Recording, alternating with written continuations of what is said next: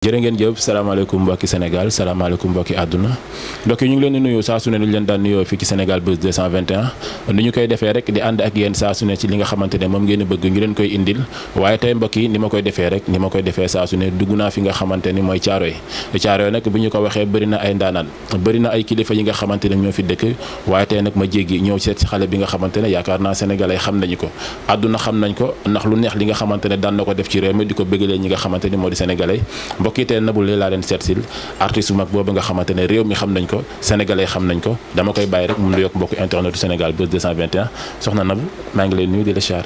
maa ngi lay delloo siyaar El Hadj ci loolu nekk mbaa yaa ngi ci jàmm. maa ngi sant yàlla bu baax alhamdulilah. yàlla na sant yàgg yàlla na sant yàgg Nabou yëkkatil baat bi daa mel ni li nga reer daa bëri de. waaw li ma lekk moo bëri. waaw maa ngi lay nuyu maa ngi lay siyaar. Nabou sa nuyoo sedd na de Nabou. waaw noonu la. non man xàmmeetuma Nabou de Nabou nu xew nu mu demee nii si diggante bi Nabou. non. instant bi Nabou bi nekk ci biir këram ngeen fi fekk. fekkoo leen fi Nabou bi nekk sur scène. Nabou bi nekk ci biir këram lañ fi fekk daal. Nabou bi nekk ci biir këram. boo génnee ci mbedd bi gaynde ngay doon. waaw gis nga. noonu la demee nga doon xaru yar. waaw xam ni ma lay fekkee sa kër baax na kon ma doon ba tey ci mbedd bi naa lay moytu. loolu la demee nag. waaye ba tey rek ni ñu koy waxee nit la koo xamante ne nit ku baax la doon daanaan ci réew mi waaye bu ñu ko seetee dinañu waxtaan ci moom ak ci moom côté yu bëri waaye dama ciy doole rek benn point bi nga xamante ne yaakaar naa ci la sénégalais gën a xam Nabou muy milieu art ak fecc mi Nabou Leye ci biir art ak danse. waaw d'abord damay nuyu waa Sénégal. di nuyu waa àdduna. di nuyu samay mbokk samay am di jàmm. plus particulièrement waa ginnaaw raay maa ngi leen nuyu di leen ziar fi ma dëkk. di la nuyu. yéen waa Sénégal Buzz 221. di leen wax aussi kontaan naa si déplacement bi ak seet si bi ngeen ma seet si. maa ngi nuyu ñëpp maa ngi ziar ñëpp maa ngi jox ñëpp seen wàccuwaay. di ñaanal ñëpp jàmm. di ñaanal ñëpp jàmm yal nañu yàlla delloo jàmm ji waaye ba tey rek da ngay ñëwaat sama question Nabou Leye ci biir art Nabou Leye ci biir fecc particulièrement ndax yaakaar naa ni sénégalais bi ñu la xamee ci lañ la gën a xam. dëgg la. waaw Nabou Leye ci fecc lañ ko gën a xamee. parce que fecc laa yàgg a def fecc laa mës a def. malgré que nag maa ngi ñetti liggéey. waaw parce que maa ngi fecc maa ngi théâtre en même temps coiffeuse la tu vois. donc voilà Nabou Leye daal mi ngi nii Nabou Leye ñëpp la Nabou Leye Sénégal la. Nabou Leye ñëpp la yaay Fall bi daal mi ngi nii élément Serigne Saliou. élément Serigne Saliou baa ngi noonu waaye ba tey rek damay bëgg su may waxtaan ak moom ñu koy bennal pour ñi nga xamante ne ñoo ñuy bàyyi xel rawatina soppe yi nga xamante dañ lay bëggee. bëgg a xam nan la Nabou Leye doxee ba dugg ci bi milieu fecc. waaw art bi nag moom dafa yàgg ci man. parce que sama papa artiste la sama yaay aussi artiste la sama yaay mi ngi daan def théâtre mi ngi nekkoon daaray Kocc. sama papa moom ñëpp xam nañ ko. des fois dama koy statut ñu naan ma non kii du sa papa. des fois ma koy tooñ naan ko yaa ngi jël sama buzz. day sa papa nu mu tudd. sama papa mi ngi tudd Thialis Leye. ñu ko gën a xamee nag ci Moussé Koumbe. parce que mi ngi def série yu bëri mais artiste peintre la international. ok voilà mais dafa mujjee intégré aussi ci art bi. mi ngi ci ñaari aaram daal. moom daal mi ngi noonu donc voilà. art dafa nekk ci man. dafa nekk ci man aussi ma juddoo ginnaaw raay. màggee ginnaaw raay. yaroo ginnaaw raay. fier ci torop nag ci li ma nekk banlieue des arts. parce que ñoom laa am. ñoom laay bëggee ñoom laay tiitaroo ñoom laay ndamoo. art nag sama papa ju baax moo ma ci dugal fecc. moo ma wan yoon bi moo ma jàngal. mën naa ne tey su ma demee ba egsi fii yàlla ak moom la. muy Aziz Dabala alliance Kels. man ak sama jumelle Ndeye Khady. depuis xale. dañ ko daan topp. li ma gën a dugal ci art moom la parce que dama ko doon topp. te damay toog di ko wax parce que loolu daf ma marqué. mu daan jaayal yaayam. barke Serigne Saliou. ma ko daan topp di ko seetaan muy def baay caaya. di xëy di jaayal yaayam di fecc di taasu fu mu dugg ma topp ko. man ak sama xarit Ndeye Khady. loolu moo ma gën a yokk tax man ma dugg si aar. may dem këram di ko fréquenté may wan yoon di ma jàngal di ma wan nan la ak naka la. te tey jii nii rëccu ma ko. dama ko koy santé bu baax a baax parce que jàpp na ci lu bëri. man ci sama carrière. vraiment jàpp na lu bëri si sa carrière comme ni nga ko waxee moo la ci dugal mais ci biir dugg bi nga ciy dugg ndax say parents ak say famille d'accord nañ bàyyi la ci li nga xamante ne mooy fecc bi nga def ko choix. non samay frères au début bañoon nañ parce que suñu famille ñëpp ay jàngkat lañ.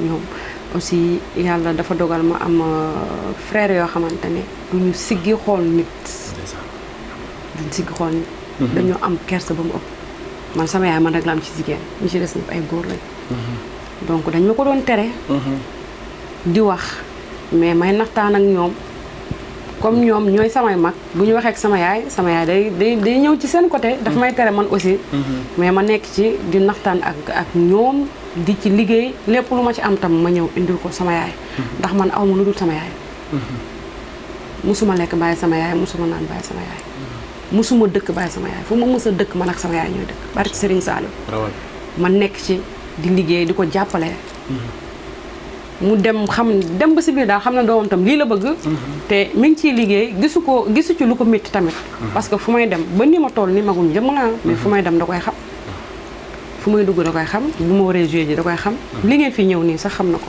parce que boo seetloo avant ngeen commencé sax woon naa ko ne ko ñi ñëw nañ donc voilà bu mu demee daal ba xam ne doomam daal bëgg na ko ñu bàyyi ma ci ma leen ci sant bu baax moom ak sama papa ak samay frère parce que awma lu dul ñoom di leen ñaanal gudd fan ak wér gu yaram yàlla bàyyi ma ak ñoom ba lépp lu may ñëwat ma mën koo sotti ak bépp doom bu ko bëgg a defal say waajur ci barki Serigne Saliou ci barki Serigne Saliou noonu la ko waxee rek parce que yaakaar naa ne mbir boo ci dugg nekkul loo xamante ne ñëpp koy d'accord wala ñëpp koy nangu waaye boo ci wanee li nga xamante ne moo di bëgg-bëgg rek ak gëm-gëm rek dañ lay bàyyi nga yeggali sa yoon mais ci biir yoon bi nan la na bu dundee carrière bi waaw métti na tout début est difficile mais dañuy sant yàlla parce que carrière bi métti na lu nekk am na ci daal vraiment yoon bi moom bëri na xaaxam trop te ba léegi nag mi ngi ci métit bi laa bëgg ñu waxtaan parce que ñu koy jooy ci milieu art dafa bëri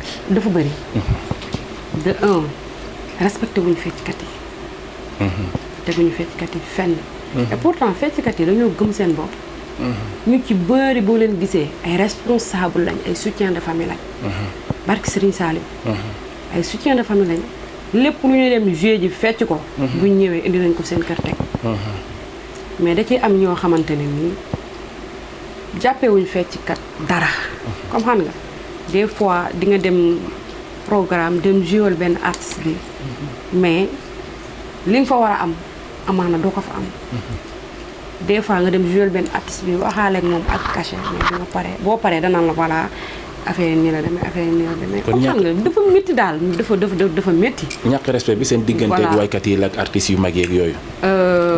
ak ay artistes am. ak ay woykatam. comprendre nga. ak ay woykatam ak ay artistes am. mais côté boobu noonu dama naan peut-être da ngay dawal compréhension rek parce que yéen a bokk liggéey tamit. yéen a bokk liggéey mais dama bëgg ñu xam ne fecckat yi ay nit lañ.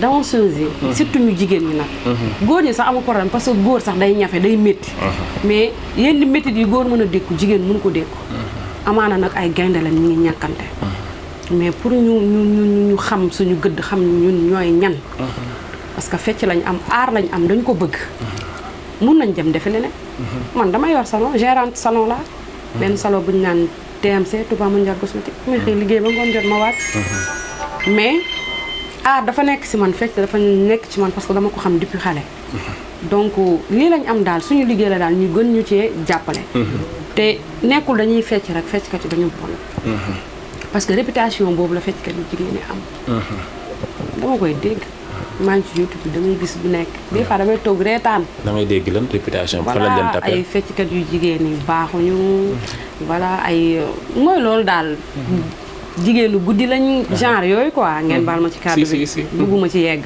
te alors que ni non ñun dañuy fecc rek mais ku ñu fekk suñu kër fi ñu dëkk dinañ xam ñun ñooy ñan ku ñu fekk fu ñu dëkk dinañ ñu naw respecté ñu parce que dañoo gëm suñu bopp bu fekkee benn 10 000 francs la ñuy fay bu ñu feccee moom la ñuy fay bu ñu ñëwee moom la ñuy indi suñu kër jox suñu yaay xeebuñu ko de parce que dañ koo ñàkk te fecc dafa métti mais lépp luñ ci am rek ñun dañ ciy fier parce que dañoo liggéey ñu fay ñu ko ñaanuñu ko yalwaanuñu ko taxawaaruñu ko donc des fois ñuy dawal compréhension yi góor yi xam ne voilà seeni jigéen lañ jigéen ñi xam ne tam seen mag lañu wala seen petite sœur lañu je sais pas mais daal ñu delloosiwaat seen xel te xam ne fecc ñun suñu métier la liggéey la bu ñu taxawee sur scène ay bête de scène lañ dañuy def lu ñu mën parce que suñu liggéey la et bu ñu wàccee ñibbi suñu kër benn nit la ñuy nekk beneen nit lañu am damay génn si biti ñu ne ma kii kan na mu dem ma ne waaw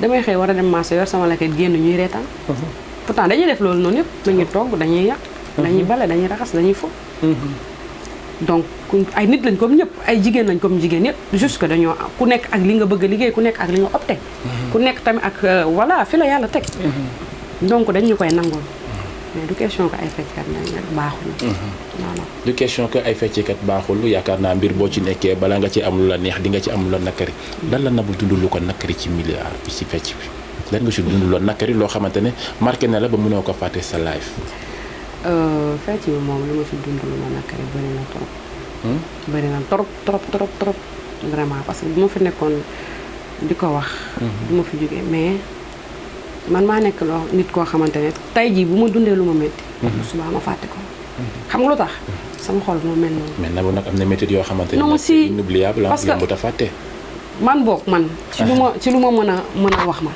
mënuma la ne fii laa jaar foo xamante ne métti na ba mënuma ko fàtte man mënuma wax loolu parce que man maa mel noonu man su ma xasee ba jug ci leen dama koy fàtte bu nekkee métti la man su ma ci xasee ba jug sama xol wala mu doon nit koo xam ne tooñ na ma wala def na ma lu ma métti et barki Seexul Xaddim bu ma xëyee suba pare naa ci sama xel da ci génn parce que life bi méttiwul adduna bi méttiwul fii loo fi métti la mu métti wallaay dëgg dañuy tooñante dañuy jéggalante wallaay tu comprends donc man nekkuma artiste boobu di toog nga ne ko voilà lan moo la gën a métti ci sa carrière wala loo dund lu métti mu toog di ko répété waat di indiwaat parce que loolu mën na la indil yeneen fàttali yeneen pensée mooy loolu man lu ma xas ba passé mais bu nekkee métti rek man of naa ko of nga ko bànneex bi daal moom man mën naa kaa wax mais ay métti yii nii non man je suis pas comme ça man rien ne me dérange dara lu ñëw rek dama koy gisee ni mu ñëwee rek jàppee ko noonu noonu la demee ni ma koy waxee rek nee naa la ndaw la loo xamante ne moom daa sukkari àddunaam ba mu saf te kenn du la ko kaani billaahi laay lay la réew mi toll foofu noonu la demee nag dégg naa la réew mi toll nii moom ku ko suukarul di nga am problème de dañu ko suukar kon di bëgg rek waaye ci kaw bëgg jooju Nabou damay ñëw ba tey rek desaat ak yow ci aar ndax fan yi passé gis nañ ngeen génn di def manifestation ndax li nga xamante ne teg nañ ko seen kaw mi lépp loo xamante ne wàllum rassemblement la wàllum manifestation nga xamante ne yéen artistes yi yéen a ko daan joué di ci wane seen bopp tey mesure barrière taxaw seen kanam ñu arrêté loo leen lépp li nga xamante ne moo di manifestation yi keroog ñu gis leen ngeen génn lan ngeen bëgg actuellement tey li nga xamante ne moom ngeen di ñaan état moom dafa métti na trop parce que woykat yi amuñu lu dul woy amuñu lu dul seen programme yi ñu leen di engagé amuñu lu dul seen chaîne bi ñuy taxaw di woy seen fans di leen bëggee comme xam nga léegi dangay xool ku ci deful loolu toog sa kër nga yor sa famille war a dundal sa famille dafa métti man je pense que ni ñu respecter mesures barrières yi bu programme amee parce que ñun ñoo mën a dimbali suñu bopp nag kenn mënu ñoo dimbali bien sûr président bi wax rek la mën policiers yi jàpp rek lañ mën te duñ ci jàpp kenn di la tëj wala ñu lay dóor dangay fay génn dem sa yoon xam nga donc ñun xam nañ li ñu war a respecté xam nañ norme yi donc nañ respecté nañ ñu bàyyi ñu respecté mesures barrières yi ñu bàyyi ñu jouer suñuy programme parce que ku ci mel ni man danseuse la ci danse bi laa yaakaar lépp lu ma am dama koy indi parce que sama àdduna benn nit la muy sama yaay dama koy jàppale am naa ay mag faalewu ma leen nee naa leen da ngeen di def may def bu ngeen defee benn ma def 10 du ma leen may dara ñoom loolu laa leen di wax e pan la de ku njëkk a fees sa rek yaa moom wallaay dëgg la du ma leen may dara donc loolu may bëgg di bëggalee sama xolu yaay loolu may bëgg di jàppalee sama yaay mais ci aar bi laa koy jëlee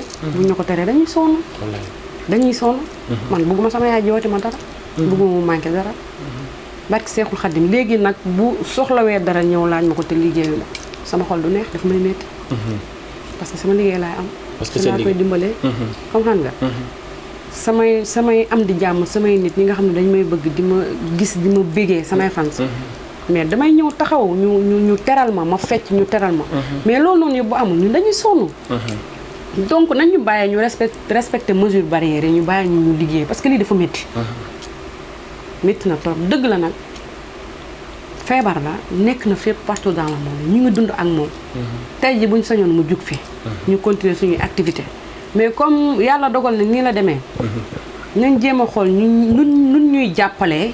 ñu jéem a liggéey suñu liggéey continuer suñu liggéey parce que moom ñu toog ay responsable lañ dañoo yor ay kër. c'est ça le problème. il fallait que ñu génn wax. c'était normal. c'était normal fallait que ngeen génn wax waaye ci kaw génn boobu noonu keroog mel na ni yaakaar naa ni am na ñu ci gis ci artistes yi am na ñu ci gisul yow en tant que danseur la moo tax gisuñu rek keroog ci manifestation boobu. man jour boobu noonu comme li ma la wax rek comme man nee naa la yoruma benn liggéey rek parce que du danse bi rek. mais lii tamit liggéey la boo xamante ne tamit ñeen ñu ko woote. c'est ça tamit seen njëriñ si ne. ok ñëpp waroon nañoo génn. mais si mais xam nga am na ñoo xamante ne dañuy dis am ñoo xam ne dañuy am empêchement. man jour boobu noonu dama amoon ku ma waroon solal muy xew da doon tudd. donc j'étais obligée toute la journée mu nekk ak moom di ko defaral lii moo tax demuma. looloo tax demuloo. damaa yor kër rek te damaa njaboot. dégg fallait que ma dem xari ji mat. da ciy baax fallait que mu ñëw xari ji mat ndax li na ci ginnaawam di ko xaar dafa bëri. voilà loolu la. c'est bien bu ñu génnee ci li nga xamante ni mooy point boobu ñu waxtaan ci muy fecc bi nga xamante ne yaa ngi koy def di ci bëgg réew mi. ñu toog tuuti gis Nabou changé beneen facette ñëw ci beneen affaire muy li nga xamante ni moo di série nan la Nabou def ba dugg ci série fecc bi dafa doxatul wala lan la. si xam nga liggéey moom. fu nekk rek lay ñëwee. xëy na tamit loolu dafa nekkoon ci man doonoon lu làkku parce que boo déggee sama biir wax maa ngi naan samay artiste moom ñu daan def théâtre. casting la woon rek bu ñu woo woon sama papa rek Aziz Dabala. mu woo ma ci. parce que man ñoom ñëpp samay xarit lañ. ñoom ñëpp samay xarit lañ. bi ma woowee ne ma nañ def bi ma demee def casting bi ci lañ ma jël. ma commencé nekk ci série bi di jouer en même temps série bi dafa doon wax ci fecc quoi en fait. donc il fallait que moom ay danseuses ak ay danseurs. ci laa demee ñu recruter ma jël ma mu bokk ci série bi. en tant que danseuse mais dañoo dem ba si biir tam ma am yeneen rôle yu ma ci am. parce que gis nañ ne am naa capacité wu benn rôle bi ma war ko mën a jouer. ñu xëccaale ma ci côté boobu noonu. donc ma nekkoon ci côté danse ci biir série bi en même temps ma yoraat beneen rôle ci biir.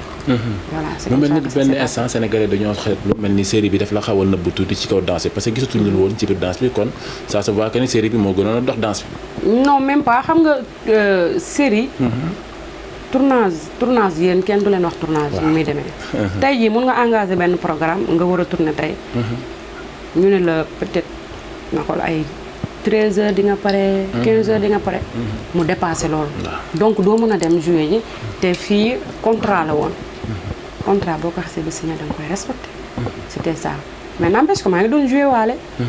mais pas comme avant ni ma ci nekk woon nekk ci. mais maa ngi ci daal maa ngi fépp man daal. femme 12 métiers la maa ngi fépp. femme 12 métiers nga loolu lu am solo la waaye ba tey série yaakaar naa nekk na loo xamante ni tamit ni ñu koy waxee opportunité la pour jigéen ñi parce que ñu ngi ciy gis jigéen ñu bëri série ñu ngi leen di dimbali ñu ciy am jëkkër di ci marié wu. loolu tamit yaakaar naa ni yéen ñi nekk ci série tamit gis ngeen loolu te jàpp ne am na. si c'est vrai. mais xam nga sëy moom fu ko yàlla rek fa lay am. ka nga nekk si série ka nga ñàkk a nekk si série bu yàlla tuddee ne da ngay sëy léegi da nga koy def kenn mënu ci dara. voilà nit ki moom destin am rek la. dëgg la ñi nekk si série yi ñi ngi leen ñi ngi am borom kër. parce que xëy na moment boobu la ko yàlla tuddoon ne day nekk donc fallait que loolu am. comprends. noonu la fa demee rek mais ñoom tamit maa ngi leen souhaité heureux ménage di leen ñaanal yàlla barkeel seen sëy. ñu am ci tamit njaboot bu barkeel ñoom ñëpp. ñu am ci njaboot gu barkeel parce que ni nga ko waxee rek ci biir série la leen nit ñi di gisee ba li am yàlla dogal ko ci biir foofu noonu. loolu la am solo la waaye ba tey damay des ci biir sëy bi ndax yaakaar naa ne bu ma waxee sëy tam tudd ma koo xamante ne yàggul dara ñu ngi woon xew muy Daba Ndiaye sa ko. boo oyofee rek. dama lay téye dama lay jàpp parce que man noonu laa mel nee naa man duma dara duma tus benn simple espèce yaay fàllaa rek. muy dem ma jàppee ko loolu nag. mu doon ku baax. ku yaru tamit ku am respect ci doomu aadama. voilà sama xarit la. ku baax la daal man daal loolu laa mën a wax ci moom borom bu baax la amul benn problème. vraiment amul benn problème. amul benn problème ñu bëri di ko critiquer naan fan yi ñu ngi gis li nga xamante ni mooy premier cadeau yi ci mariage yi ñi naan dëgg la ñi naan du dëgg ñi naan challenge la kon bu ma jàkkaarloo ak ki nga xamante ni moo di Nabou Leye ci nit ñi li ñuy dutewu day baax tamit nga indi ñu si leeral.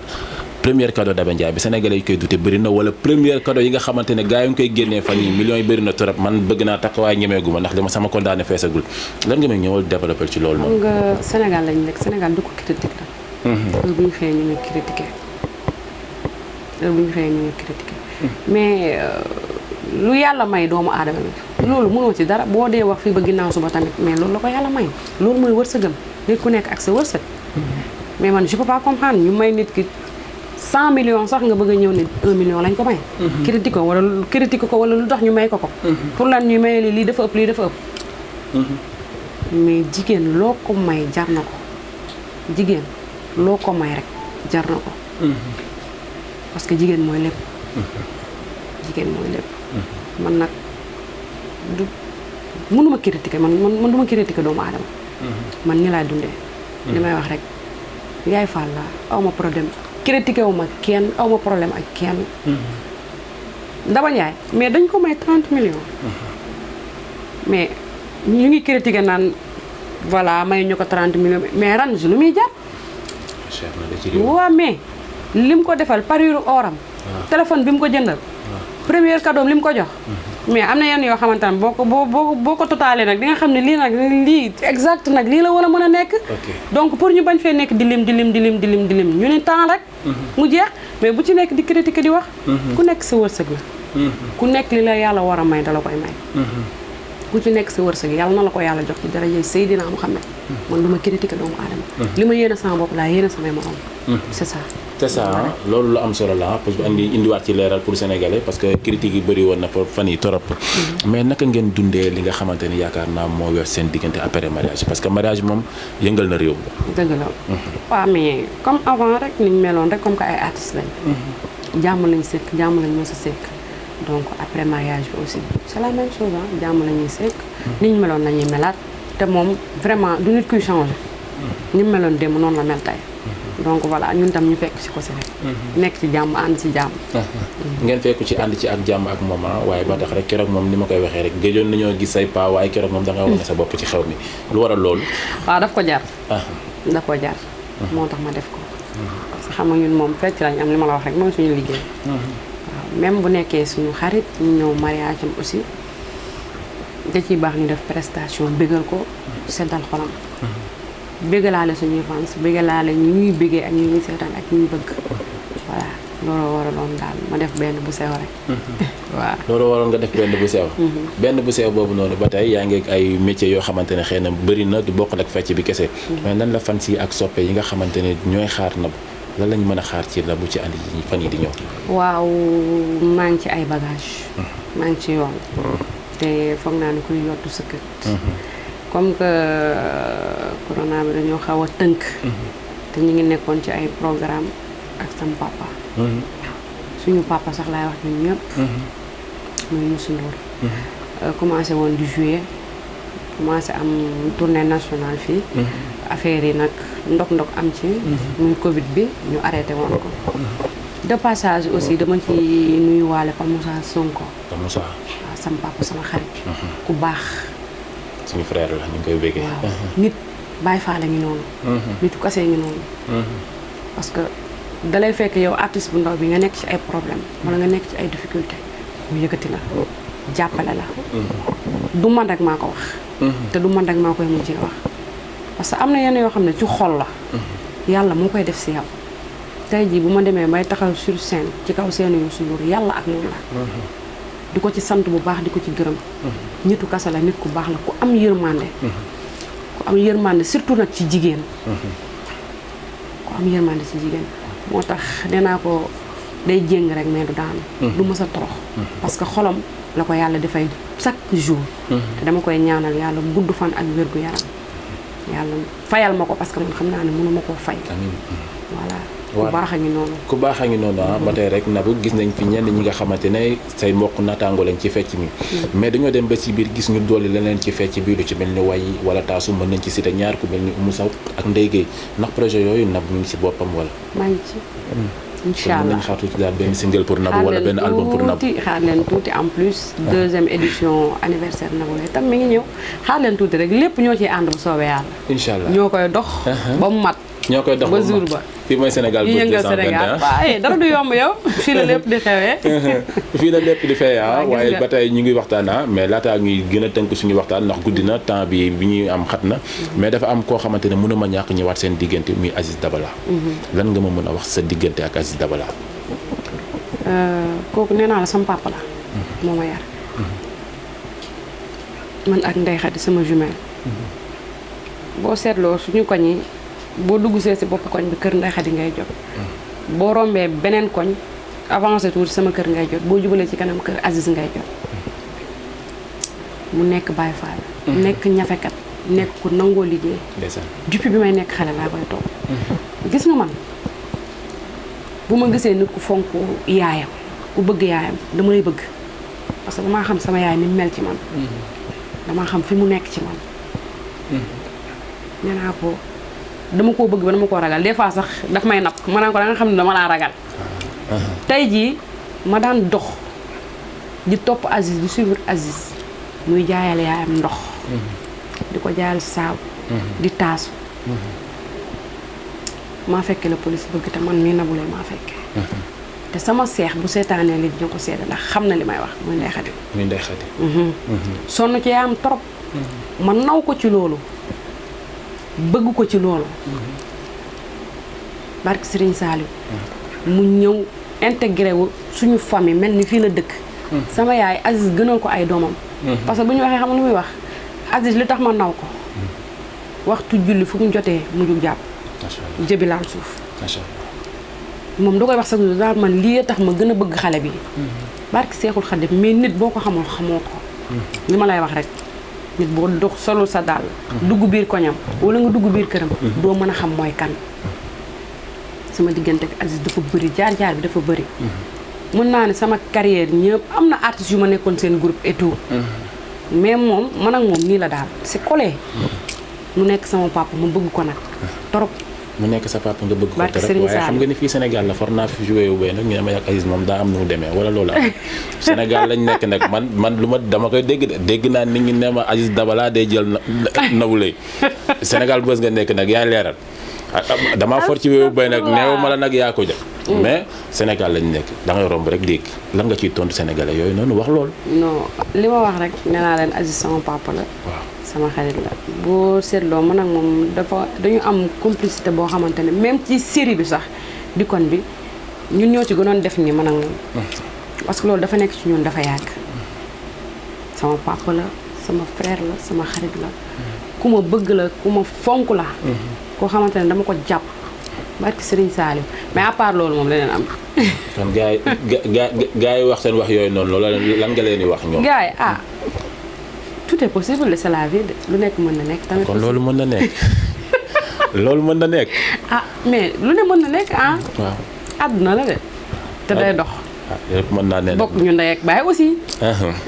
lépp mën naa ne. waaw kon wax ji leer na kon yéen ñi doon critiquer dégg ngeen Nabou gannaaw ba sama xarit boobu sama copine Daba 30 millions lañ ko jox xam naa Aziz moom bi ñëw 100 lay indi. ak yéwén nag. loxo si poos la de loxo bi day daw de loxo si poos la de. waaw mais kontaan nañ bu baax ci li nga xamante ni moom la ñu ko dalaloon doon partager ak moom ni ñu koy waxee rek nit la koo xamante ne sénégalais yee ko bëgg nit la koo xamante ne day bëggal sénégalais ndax li ñu koy waxee rek aar dafa nekk ci loo xamante ne ci xolum nit ñi la nekk dafa bokk ci Sénégal ci réew mi la bokk kon képp koo xamante ne rek da ngay dund aar wala nga nekk ci milieu aar nañ ko jox li nga xamante ne moo di cërëb joxaatee li nga xamante ne moo seen wàccukaay ndax yaakaar naa ne stress bi ngeen di teggiloo nit ñi bëri na ci réew. waaw ñooy tegg seen stress. voilà ñooy fecc ñuy kontaan ñooy yëg sur scène di lëmbal. waaw ñuy kontaan seen xol di sedd ñuy bëgg. donc voilà nañ ñu jàppale daal. te xam ne liggéey la rek. suñ ci paree rek ñu ngi ci yeneen. mais ngëj ngaa fecc de mais li nga lëmbal keroog ci xew Daba bi na loolu da nga toogoon di ko répété bañ jàppee date bi wala. non du tout pourtant. dama ko improviser noonu rek ndox du bàyyi yoonam nag dafa nekk suñu. fecc ci ñun la nekk. boo nee fecc rek tënk na lépp. muy lëmbal ba. muy baara mbay ga di faas ga. lépp la rek fecc moom daal. mooy loolu cercle la rek daal. waaye sama xarit boobu noonu keroog am macha allah borom seen bës la mu la jël bëri na dafa tuuru am keroog jël na la. am damaa teg soog mais amul problème. amul problème. dafa ma teg soog mais ci wàllu amul problème. noonu la amul problème waaye Nabou fu mu nekk nii kontaan nañ bu baax waxtaan nañ ndax ni ñu koy waxee rek Sénégal Buzz chaîne la boo xamante ne nit ñee ko bëggal seen bopp taamu ko seen bopp te lépp li nga xamante ne rek ni ñu ko fi wane wala ñu ko fi waxtaan njëriñ la loo xamante ne ku ci ne di nga ci partagé wu am ci loo xamante ne di nga ko yóbbaale. lan ngay joxe li nga xamante ne moo di dernier mooy rek laataa ñu tàggatoo. waaw maa ngi sant ñëpp di gërëm ñëpp. di ñaanal ñëpp jàmm di ñaanal Sénégal di ñaanal àdduna bi yëpp mbas mi jóge fii pour ñu mën delluwaat ci suñu yitte parce que ñun ñëpp nag ku ci nekk sa liggéey nga am di leen remercier yéen waa Sénégal 221 di kontaan trop di rafetlu li tamit vraiment di leen wax ne nag ca kaw ca kanam bu leen ragal dara de non non yéen da ngeen di dem kenn mënu leen téye dem force dégg nga loolu man Nabou Leye maa ko wax tey dem force déggoo ma de ma wax loolu xale baa wax loolu di sant ñëpp nag di gërëm ñëpp di sant sama yaay sama xarit sama seex moom sama jumelle la maman moom léegi sax yaay la may wax xam naa ne damay mujj naan ko sama doom rek ndeysaan yàlla guddal fanam suñu maam ji suñu yaay ji amin di sant aussi sama papa samay frère samay xarit kulum da ngay juum di bëggee ñëpp ku ci mel ni Ndeye Khady sama jumelle Kadia Diop Maguette Seck tuuru artistes yi xam naa nag dinañ leen invité ngeen ñëw parce que ñun dañoo organiser tour ñun ñi fi nekk parce que suñu mag yi moom instant yi xam naa ne bàyyi nañ ñoo ak affaire yi rek mais yéen association des danseurs ak chorégraphie bi Oumou Sow doon présidente bi xanaa bokk leen ci yéen artistes si ñu ngi ci mais comme ñun tamit xale yi dañoo organiser ay tour pour di gisante waa nekk chaque lundi xam naa dina leen mës a invité soit bu ma ayee ma invité leen donc ma leen di ziar ñoom ñooñu di ziar nag sama doom sama xarit Fanta di ko ziar bu baax mi ngi nekk équipe nationale féminine di attaquante sama rakk la maa ngi koy nuyu di ko ziar di ko bëggee di nuyu sama princesse waaw sama doom sama taaw maa ngi koy nuyu di ko wax gros bisous waaw maman tem xoox maman maa ngi bëggee ñëpp bëggee nga ñëpp fàtte waa salon bi waaye waa salon bi mun maa ngi leen di bëggee Nabou da leen fàtte suba bu ñëwee na ngeen ko génne place non waa TMC ñoom ci lañ bokk ñoom ñooy lépp ñoom xam nañ ku ci mel ni ay dara mbay voilà ñoom xam nañ lépp ñoom xam nañ waaw ñoom man duma wax parce que chaque jour pub la ak man ak ñoom chaque jour liggéey la man ak ñoom parce que depuis bi may débuté ba léegi man ak ñoom la donc ñoom jàmm rek la ñu am ñoom bu mu leen tuddul sax dinañ comprendre action xam naa fu ma leen jaar xam nga fu nga leen di jaar Nabou bu doon loo xamante ni bëgg nga ko partager ak sénégalais te El Hadj laaju la ko ci biir émission bi lan lay doon rek nga exprimer ko ah oui non mais li ma leen di wax rek comme que toog naa à un certain moment gisuñu Nabou Leye dégguñu ko de retour de Nabou Leye ñëwaat na te am na yeneen yu des lëmbal yu métti te lëmbal yu tar sax bagage yu bëri ci yoon bi di ñëw yéen xaar leen rek surprise lay nekk incha allah léegi te ñoo ciy ànd incha allahu rabbi suñu Cissé la doon nit ku baax bokk ci réew mi di bëggal réew mi yaakaar naa tey bu ñu ko dalalee waxtaan ak moom waxtaan na boo xamante ne partagé na ak ñi nga xamante ne ñoo di ay fansam partagé ak ñi nga xamante ne moo di soppe yu ko bëgg ndax yaakaar naa nit koo gis rek la mu ne am na ñu ko ciy bëgg ñoo xamante ne jaral na leen lu ne waaye noonu la mel fi nga xamante ne moo di Pikine noonu la mel fi nga xamante ne moo di Thiaroye noonu la mel fi nga xamante ne moo di Sénégal ndax nitu kese la rek li mu wax sànq nekk wax na ko ci yaayam man dama koy wax nit boo bëggee sa yaay rek dara ñëw jomm la ci àdduna lu ne mën nga koo am kon yàlla na ko yàlla defal gudd fana ba mu yeggali yéene bi nga xamante ne am na ko ci yaayam yàlla mottali ko may kontaan bu baax a baax ci moom waaye di kontaan bu baax équipe technique bi nga xamante ne ànd na ak ñoom ku ci mel ni Thiam maa ngi koy char bu baax a baax di char bu baax Mass mon frère maa ngi lay béggee bu baax a baax kontaan naa ci lokos bi kenn du yow mbokk yi di kontaan bu baax di leen jox dig daje ci beneen numéro incha allah jërë ngeen jëf